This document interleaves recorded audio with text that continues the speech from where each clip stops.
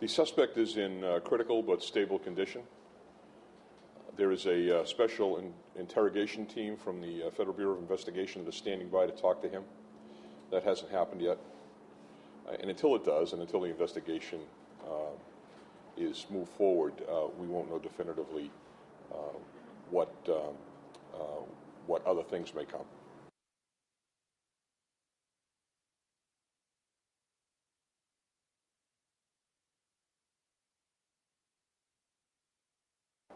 I think it's different ways of describing the same situation.